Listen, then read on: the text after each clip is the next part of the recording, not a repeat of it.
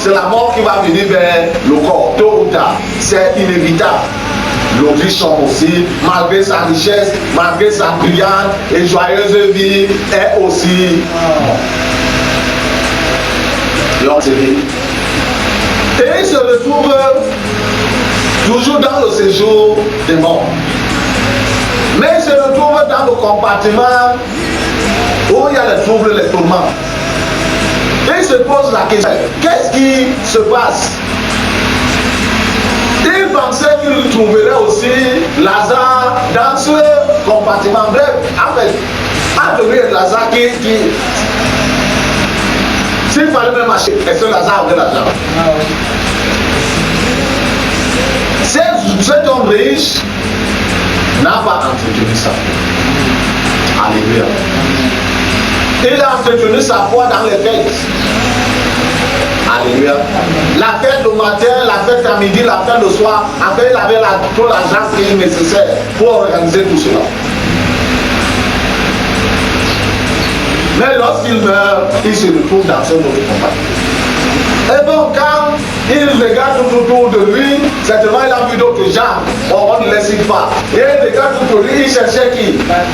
Le pauvre Lazare qui était touché devant sa barrière et qui attendait que lorsqu'on va vider la poubelle, il supplie qu'on lui donne les miettes. Il s'est tourné, il n'a pas vu Lazare. Et il a commencé à faire quoi? À chercher. Et il cherche du regard, il cherche. Finalement, ses regards se lèvent, il voit Lazare de l'autre côté et il voit Lazare dans le sein d'Abraham. Alléluia. Cet homme n'a pas vécu autant d'Abraham pour dire qu'il a connu d'Abraham. Mais dans l'esprit, rien ne se cache. Dans le monde physique, si on peut encore cacher, on peut encore se camoufler, on peut encore cacher qu'on est dans la foi et pourtant on est sorti de la foi depuis. On peut encore se réunir ici et chanter les cantiques et l'adoration et donner l'offrande de la dîme et donner ceci, pleinement dans les activités et pourtant on n'est plus dans la foi. Alléluia. Amen. Il voit Abraham. Et curieusement, Lazare pauvre et malade qui cherchait parmi ceux qui étaient avec lui, il le trouve dans le sein d'Abraham. Il aurait dit que c'est la combine. Comment j'étais riche sur la terre? Et comment Lazare se trouve? Qu'est-ce qu'il a fait pour mériter Nous, le Seigneur nous pose la question, à quoi pourra servir ton existence sur cette terre? Ils disent qu'à l'évangile, c'est pour les pauvres, parce qu'eux, ils sont aisés. Quand il est malade, il ne va pas s'aligner dans les hôpitaux publics. Il a sa clinique là. Oh, la chambre, c'est 50 000. Alléluia. C'est toi le peuple qui va t'aligner au rang sur les hôpitaux publics. Quand pendant que toi tu cherches la classe la plus économique dans l'avion, lui il est en première classe. En effet, il y a un rideau qui vous sépare. Tu peux seulement le voir au débarcadère là. Mais là, quand vous entrez là, alléluia. Donc les riches ils se disent parce qu'ils sont aisés, ils sont couverts. L'évangile c'est pour les pauvres. Mais maintenant il arrive que les pauvres aussi disent que l'évangile ce n'est pas pour nous. il aura quand même vécu une vie aisée, une vie brillante, même s'il se retrouve dans cet endroit de tourment. Là-bas, c'était seulement un endroit temporaire. Alléluia. Il y a le véritable endroit. Les deux destinations finales de l'être humain sur cette terre. En fait, c'est sa préparation sur cette terre qui indiquera quoi? Sa destination finale. Les pauvres aussi rejettent l'évangile, je ne sais pas. Oh, là, ils le rejettent pour les animaux, ok, je ne sais pas. Après, on a servi ton existence, que tu sois monté, tu as réussi tes études, tu as réussi ta vie professionnelle, tu as réussi ta vie sociale, tu as réussi ta vie financière, tu as réussi ta vie sociale, tu as réussi ta vie, comment dire cela, relationnelle, tu as réussi et tu as réussi, mais tu as raté ta vie spirituelle. Oui. Pour mieux dire ta vie spirituelle avec le Créateur. Parce que d'autres réussissent aussi dans la vie spirituelle, mais à la vie spirituelle avec la créature qui s'est opposée à Dieu. Quand ils entrent dans le chemin du noir, ils réussissent là-bas. Mais malheureusement, celui-là leur dit que dans bientôt qui prendront place, c'est nous qui règnerons dans bientôt. Donc ne vous souciez pas de ce que les chanteurs là chantent dehors que Jésus revient bientôt, Jésus revient. Ne vous souciez pas de ce message-là. C'est un message déjà péri. Dans bientôt là, c'est nous. Il est menteur depuis le commencement. Donc tout ce qu'il dit de sa bouche, c'est mensonge. À quoi consistance? D'aucuns disent même que et moi en tant que jeune, il ne faut pas que je meure sans enfant, il faut quand même que je laisse mon enfant passer ce jour-là. Quand je vais me présenter avec devant Dieu, Dieu me demandera que mais tu es peut-être fait quoi sur la terre? Dieu t'a envoyé sur la terre pour faire les enfants. Ce n'est qu'un petit pourcentage de ton existence.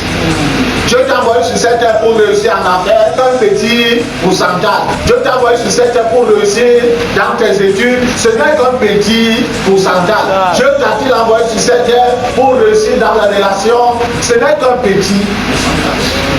Et toutes ces là se limitent avec cette existence.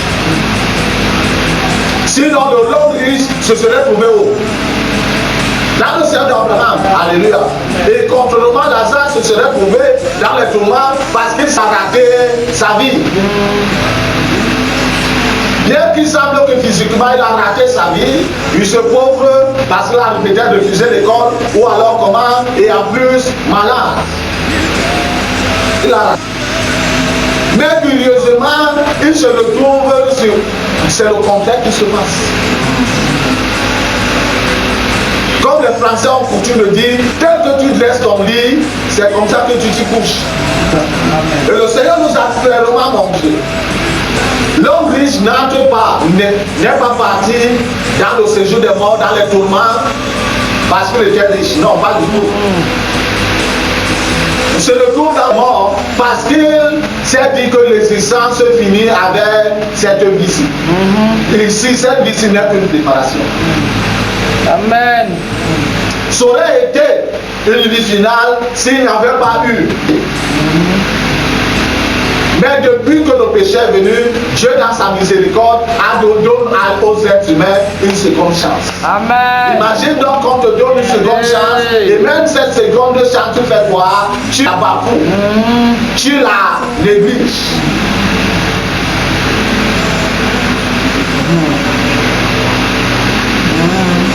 Alléluia. Amen. Dieu le pourra. Alléluia. En ce jour-là, l'amour de Dieu aura fait son temps. En ce jour-là, ce sera la justice de Dieu qui va prendre place. Et la justice, c'est que tu es ou tu ne l'es pas. Dans la justice de Dieu, il n'y a pas de faux frère. Il n'y a pas de faux born again. Non, dans la justice de Dieu, soit tu es born again, soit tu ne l'es pas. Dans la justice de Dieu, il n'y a pas de serviteur de Dieu est vrai. Ou tu l'es, ou tu ne l'es pas. C'est pourquoi pendant ce temps-ci, chacun d'entre nous devrait s'examiner chaque jour. Amen. Pour se rassurer s'il est encore dans la foi. Parce qu'on peut être dans les activités de l'église, même d'une assemblée dite réveillée, être pleinement dans les activités et ne plus être notre assemblée. Parce que l'esprit est dehors, c'est le corps qui est dedans. Alléluia. Amen. Juste pasteur ne veut pas que le pasteur nous demande que c'est quoi mon frère, depuis tel nombre de temps on ne te voit plus. Oh, c'est quoi ma soeur? Non, juste, ou alors que les frères nous demandent, mon frère, ça fait longtemps on ne t'a pas vu, c'est comment? On vient tout de même. Alléluia. Mais notre esprit, en effet, notre cœur est dehors. Ou notre cœur n'a rien à voir avec tout ce qui se passe là. Donc, quand même sont dans les milieux réveillés, mais ils sont là en tant que des opposants. À quoi aura servi ton existence? Que tu aies vécu sur cette terre, tu sois même au milieu de né de nouveau, disons ça ainsi, et que tu aies raté l'entrée au ciel, l'entrée dans l'éternité. Parce que dans l'éternité avec le diable, ça ne se rate pas. Alléluia. Non, ça ne se rate pas. De par la naissance, nous méritons aller avec lui. Mais Dieu, dans sa miséricorde, nous donne une seconde chance pour que nous échappions. L'écrivain au Hébreux dans le chapitre 2 pose la question. Comment échapperions-nous après avoir négligé un si grand salut? Salut qui a été annoncé d'abord par le Seigneur Jésus-Christ et qui a été appuyé par les apôtres qui vous ont parlé. Et Dieu a confirmé cela par les signes et les prodiges qui les a accompagnés. Le Seigneur Jésus, on dit, ah, c'est Dieu, fait sur terre et tout. Les disciples qui ne connaissaient ni lire ni écrire étaient aussi Dieu sur terre. Dieu a démontré qu'en effet, le message qu'ils annoncent, c'est le message du salut. Et après avoir entendu ce message, et qu'on est négligé, comment échapperions-nous? Que diras-tu à Dieu en ce jour? Non, que Seigneur, j'ai réussi ceci, en effet, en entrant de l'autre côté. Tes diplômes. On a déjà enterré quelqu'un avec les diplômes. On a déjà enterré quelqu'un avec les voitures. On a déjà enterré quelqu'un avec le corps bancaire. On a déjà enterré quelqu'un avec ses maisons. On a déjà enterré quelqu'un avec sa femme ou ses femmes. Les blanches, les brunes, les marrons, les tout. On a déjà enterré une femme avec ses copains. Même si elle avait 10. Même s'ils font l'accident le même jour. On va les enterrer dans le même tombeau. Que diras-tu à Dieu? Auras-tu ton existence? Dieu va se poser la question. Je t'avais même payé pourquoi? Parce que tu ne m'as rien rapporté.